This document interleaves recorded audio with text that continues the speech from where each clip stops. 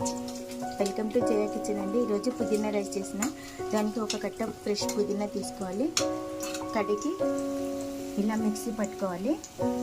బండిల్లో కొద్దిగా ఆయిల్ వేసి జీడిపప్పు ఉల్లిపాయ వేసి ఇలా కొంచెం దోరగా వేయించుకోవాలండి. రైస్ ఇలా పుల్లలుగా కుక్ చేసి పెట్టుకోవాలండి. కొద్దిగా కరివేపాకు, చాలా కొద్దిగా జింజర్ గార్లిక్ పేస్ట్ అండి. మిక్సీ పట్టిన పుదీనాను వేసి ఫ్రై చేయాలండి. టేస్ట్కి తగినంత సాల్ట్ అండి, కొద్దిగా పసుపు ఇలా మంచిగా కలిపి కొద్దిగా కుక్ అవ్వనివ్వాలి.